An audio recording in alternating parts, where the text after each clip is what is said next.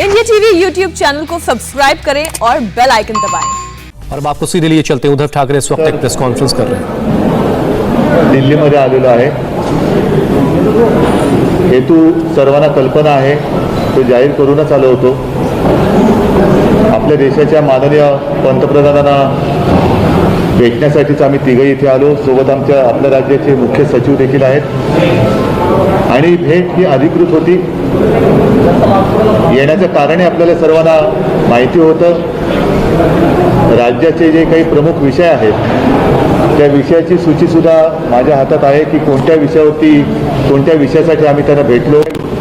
त्यांच्याबरोबर व्यवस्थित चर्चा झालेली आहे आणि सर्व विषय त्यांनी अत्यंत गांभीर्याने ऐकून घेतले। त्याबद्दल विस्तृत पत्रसुद्धा आम्ही दिलेली आहेत प्रत्येक विषयाची आणि त्यांच्याकडनं आम्हाला अपेक्षा आहेत की राज्याचे जे विषय आम्ही त्यांच्याकडे मांडलेले आहेत त्यांनी स्वतः आम्हाला सांगितले की मी माहिती घेतो, नक्की माहिती घेतो आणि लक्ष घालतो। आम्हाला जे विषय आम्ही त्यांच्याकडे मांडलेले आहेत ते सकारात्मक पद्धतीने ते सोडवतील अशी अपेक्षा आहे, विश्वास आहे। आता हे विषय कोणते कोणते त्याची मी केवळ एक सूची वाचतो। अधिक माहिती पाहिजे तर त्या विषयाची माझ्यासोबत माननीय उपमुख्यमंत्री महोदय आहेत, अशोकराव सुद्धा आहेत, मुख्य सचिव देखील आहेत। तर ही या विषयाची सूची मी आपल्याला सांगतो।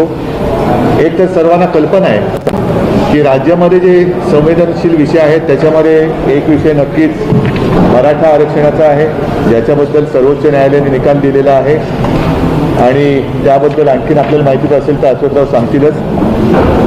तसाच दुसरा एक महत्त्वाचा विषय आहे तो इतर मागासवर्गीयांचं पंचायत राज संस्थेच्या निवडणुकीतील राजकीय आरक्षण, त्याहीबद्दल एक कोर्टाचा निर्णय लागलेला आहे। त्याहीबद्दल आम्ही सांगितलं कारण हा विषय संपूर्ण देशाचा होऊ शकतो। देशामध्ये हा विषय वाढू शकतो आणि हा देशपातळीवरचा विषय आहे। नंतरचा एक आहे तो मागासवर्गीयांच्या बढतीमधील आरक्षण, हा एक विषय आहे। नंतर चौथा विषय जो आहे तो म्हणजे मेट्रो कार शेडसाठी कांजूर मार्ग येथील जागेची उपलब्धता, त्याच्याबद्दल एक चर्चा झालेली आहे। साहजिकच आहे जो विषय नेहमी चर्चेला जातो तो म्हणजे जीएसटीचं येणं, हे वेळेवर येणं, याच्यासाठी सुद्धा आम्ही केलेली आहे, बहुत जरूरी है। आणखीन एक जो महत्त्वाचा विषय आहे तो शेतकऱ्यांच्या आयुष्याशी निगडीत आहे, ते म्हणजे और एक जो महत्वपूर्ण विषय है वो किसानों के हित का है। त्या विम्याबद्दल ज्या काही अटीतटी शर्ती आहेत, आपल्याला कल्पना असेल कि महाराष्ट्रामध्ये बीड मॉडेल किसान बीमा है, उसमें कई अलग अलग तरीके की शर्त लगाई गई है, आप लोगों को इसकी जानकारी होगी। त्यांना सांगितले की आपण तशा सूचना आपण यांना द्याव्या प्रशासनाला। नंतर राज्यामध्ये बल्क ड्रग पार्क त्या स्पर्धात्मक निविदेस मंजुरीसाठी हा एक विषय, त्याच्याबद्दल त्यांच्याशी बोललेलो आहे। महत्वाचा विषय प्रधानमंत्री जी से राज्य के अलग अलग मुद्दों पर मेरी बातचीत हुई है। तिथून सुद्धा त्यांना विनंती केली होती, ती आज प्रत्यक्ष भेटून केली। गेले काही वर्ष आपल्याला म्हणजे महाराष्ट्राला हमने प्रधानमंत्री जी से ये भी विनंती की है कि मुंबई के आर्थिक विकास पर भी ध्यान दें। एक 8-15 दिवसापूर्वी सुद्धा एक वादळ आपल्याला जेमतेम स्पर्श करून गेलं आणि त्यांनी सुद्धा नुसतं स्पर्श केला तरी महाराष्ट्र में कई बार अलग अलग तरीके के तूफान आते हैं, समुद्री तूफान आते हैं निकट और ऐसे समय में जो मदद मिलती है, उस मदद की जो जरूरत होती है उसकी भी बात मैंने प्रधानमंत्री जी से की। मदत ही अपुरी पडते। राज्य सरकारने गेल्याही कई बार जो मदद है जे निकष पूरी नहीं होती, त्याच्यापेक्षा अधिक मदत गेल्याही वेळेला केली, याही वेळेला केली, पण हे निकष मुळामध्ये एनडीआरएफचे बदलले गेले पाहिजे। 9वा विषय जो आहे, जितनी मदद की जरूरत होती है पिछली बार भी उतनी मदद नहीं मिल पाई और ये मदद मिलने के लिए भी तसंच मैंने प्रधानमंत्री जी से बात की। आयोगातील थकीत निधीची परफॉर्मन्स ग्रांटी हा बोललो तोच विषय आहे। आणि आणखीन एक महत्त्वाचा विषय जो प्रत्येकाचे एक एक दिवस असतात, पर्यावरण दिन असतो, आणखीन काही दिन असतो, तसं आपल्याला सर्वांना कल्पना आहे की एक मराठी भाषा दिन असतो। तो मराठी एक और महत्वपूर्ण विषय ये है कि जैसे पर्यावरण दिन होता है और भी कई तरह के दिन होते हैं, वैसे ही एक मराठी भाषा दिन है। चर्चा होते तर तोही जो प्रश्न केंद्र सरकारच्या दरबारी प्रलंबित आहे त्याहीबद्दल आम्ही विनंती और मराठी भाषा दिन को लेकर भी राज्य सरकार की तरफ से केंद्र सरकार को जानकारी दी गई। पण मराठी भाषेला अभिजात भाषेचा दर्जा देण्याबद्दल क्योंकि मराठी भाषा को अभिजात भाषा का दर्जा देना ही होगा, देना ही चाहिए। मराठी भाषा बहुत जसं मी म्हटलं पुरानी भाषा है। सर्व बाबतीमध्ये आम्ही पत्र सुद्धा दिलेली आहे। त्यांनी सांगितलेले की मी और इस सब मामलों को लेकर हमने कई बार राज्य सरकार की तरफ से केंद्र सरकार को पत्र दिया है। की लवकरात लवकर त्यांच्याकडनं याच्या सर्व इसलिए हमें आशा है कि इस बार जो हमारी बातचीत हुई है उसको लेकर जल्द से जल्द कोई निर्णय किया जाएगा।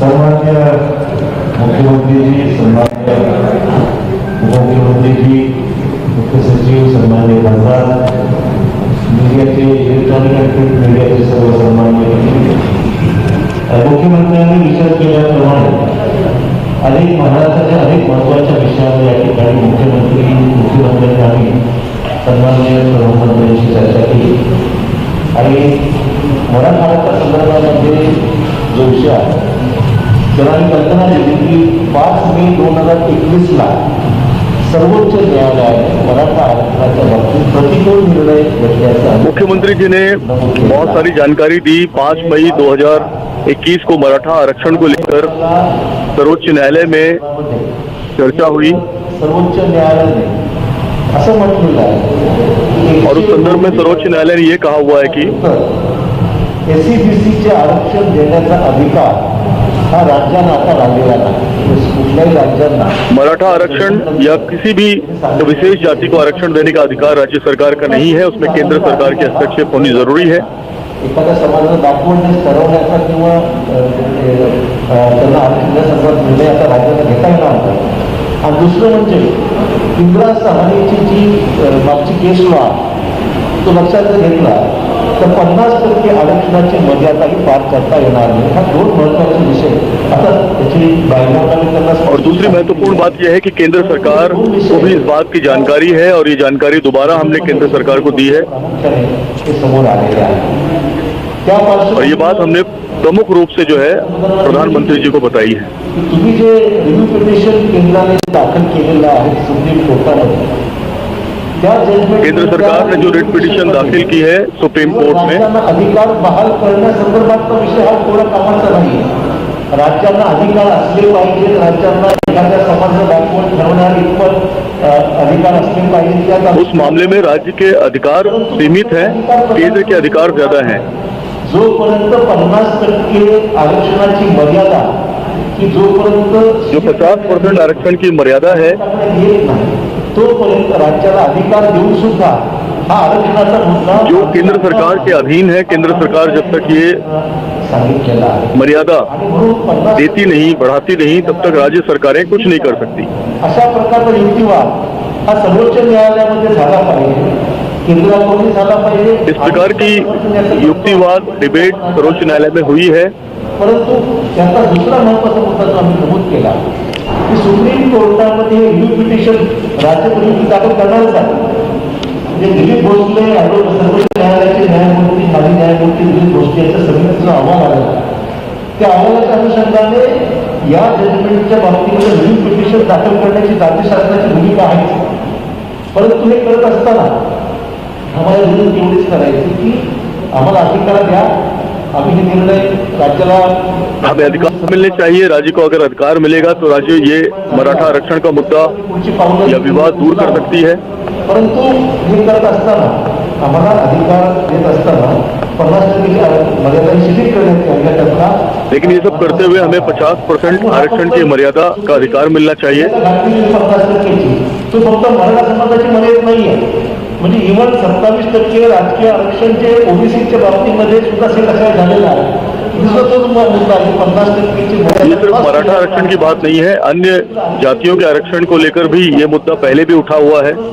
मराठा समाजात मुक्ती नाही आहे, ओबीसीचा तोच मुद्दा आहे। ओबीसीचा मुद्दा तर संपूर्ण देशामध्ये आता हा प्रश्न निर्माण झालेला आहे। त्यामुळे ओबीसी जाति का मुद्दा सिर्फ महाराष्ट्र में नहीं बल्कि पूरे देश में इस वक्त चल रहा है। घटना दुरुस्ती होत नाही, जब तक कानून में बदलाव नहीं होता तब तक ये सारे विवाद खत्म नहीं किए जा सकते। जोपर्यंत हे निर्णय जो सुप्रीम कोर्टाने दिलेला आहे तो सेटसाईड होत नाही तोपर्यंत सर्व अधिकार केंद्राकडेच आहे। आणि म्हणून आमची मागणी आहे की तुमच्याकडे आज अधिकार आले असताना तुम्ही हा निर्णय घ्या, तुम्ही हा निर्णय घ्या जेणेकरून सुप्रीम कोर्ट ने जो ये बात कही है, केंद्र सरकार के पास इस बात का अधिकार है, तो केंद्र सरकार को ही इस बारे में आगे आना चाहिए और मराठा आरक्षण को लेकर जो पूरा विवाद चल रहा है उसको खत्म करने का प्रयास करने चाहिए। मराठा समाज असो किंवा ओबीसी दोघांच्या बाबतीमध्ये मराठा आरक्षण की बात हो या ओबीसी आरक्षण की बात हो, आणि त्यातून तुमच्याकडे आलेला अधिकार जो आज आहे सुप्रीम कोर्ट जजमेंट मुळे त्यात आपली मदत हर मुद्दे पर अशा प्रकारचे केंद्र सरकार को अपनी स्थिति स्पष्ट करनी चाहिए। परंतु आम्हाला देत असताना मात्र इतर ज्या अटी आहेत त्या सुद्धा झाल्या तर उपयोग होईल, वरना उपयोग होणार नाही हा त्याचा महत्त्वाचा मुद्दा आहे। आणि तुमच्याकडे जो पण अधिकार आहे तो पण हा विषय जनमानसामध्ये प्रक्षोभ वाढत चाललेला आहे सगळ्या प्रश्नामुळे, आणि त्यामुळे हा प्रक्षोभ वाढू नये या दृष्टिकोनातून समाजाला न्याय दिला पाहिजे। मराठा आरक्षणाच्या बाबतीत ये मुद्दा मराठा आरक्षण का मुद्दा और आगे नहीं बढ़ना चाहिए, क्योंकि इससे कानून व्यवस्था की स्थितियां भी जो है खराब होती हैं। दिलेलाच आहे या पार्श्वभूमीवर केंद्र सरकारने सकारात्मक भूमिका घ्यावी, हा प्रश्न मार्गी लावावा अशा प्रकारची विनंती आणि केंद्राने जोपर्यंत त्यांच्याकडे अधिकार आहे सुप्रीम कोर्ट निर्णयामुळे तोपर्यंत आपण ह्याकडे घ्यावा। या दिवशी अधिकार आमच्याकडे आणि पुढची प्रक्रिया पार पाडा।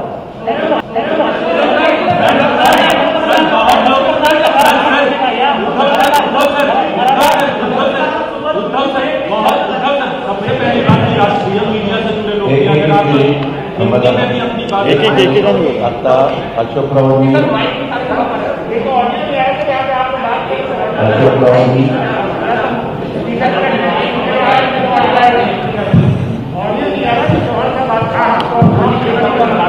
आमच्या मुख्यमंत्र्यांनी एकूण जे 12 मुद्दे सांगितले ते आम्ही मुख्यमंत्र्यांच्या नेतृत्वाखाली प्राईम मिनिस्टर साहेबांना भेटलो। त्यामध्ये 12 मुद्द्यामध्ये आम्हाला 11ला वेळ दिली होती, जवळपास 12:30 पर्यंत 1.5 तास त्या विषयाच्या संदर्भामध्ये चर्चा झाली। मराठा आरक्षणाच्या बद्दल आत्ताच करीब 1.5 घंटे मराठा आरक्षण के मुद्दे पर हमारी प्रधानमंत्री जी से चर्चा हुई। ओबीसींना इतर मागासवर्गीयांना पंचायत राज्य संस्थेतील निवडणुकीतलं राजकीय आरक्षण होतं ते काढून टाकलं गेलं, त्याला स्थगिती दिली स्थानिक स्वराज्य संस्थांमधल्या। त्याच्यामुळं ग्रामपंचायत, पंचायत समिती, जिल्हा परिषद, नगरपालिका, महानगरपालिका ह्याच्यामध्ये 56,000 जागांच्यावर ह्याचा परिणाम झालेला आहे।